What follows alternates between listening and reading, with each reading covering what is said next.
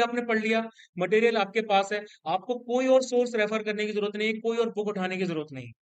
जितना आपका जरूरी था वो मैंने कवर कर लिया।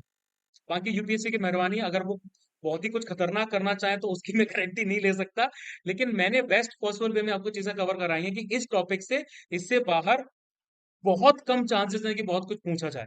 लेकिन फिर अगेन सिलेबस बहुत वास्ट होता है, हम सब कुछ तो नहीं पढ़ सकते, हम बेस्ट पॉसिबल तरीकों से पढ़ते हैं। लाइक इसमें आपकी 3-4 सोर्सेज इंक्लूडेड हैं, इसमें एनसीईआरटी भी कवर्ड है, इसमें माजिद हुसैन भी कवर्ड है, 2-3 सोर्सेज और कवर्ड।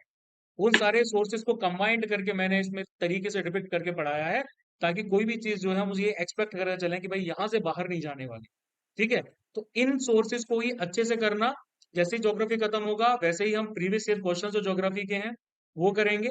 अभी तक सीडीएस में जो तकरीबन पिछले हमारे 7-8 सालों में आए हैं, उनको करने के साथ साथ हम जो है वो आ, मैं आपको शीट्स दूंगा, एमसीक्यूज की शीट्स दूंगा, है ना।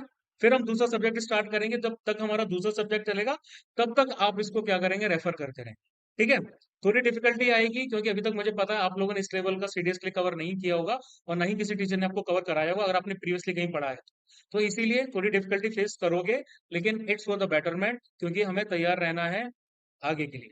ठीक है, तो उस तैयार रहने के लिए भाई हमें जी जान लगाना पड़ेगा। बस ये थोड़ा सा आपका अलग लगेगा क्योंकि इसमें जो टर्म्स है ना, वो थोड़े हैवी हैवी टर्म्स थे। ऐसे टर्म्स हमने पहली बार पढ़े हैं, पहली बार सुने हैं, तो इसलिए थोड़ा सा ऑड लगेगा। लेकिन अब नेक्स्ट लेक्चर से क्या होगा कि लेवल अब तो रहेगा लेकिन टर्म्स बहुत फ्रीक्वेंट हो जाएंगे। यानी कि उन टर्मिनोलॉजीज को, उन टर्म्स को आपने काफी बार सुना होगा, बस उनका थोड़ा सा एक्सप्लेनेशन जो है वो थोड़ा हम इन डेप्थ तरीके से करेंगे, तो उसमें आपको इशू नहीं आएगा।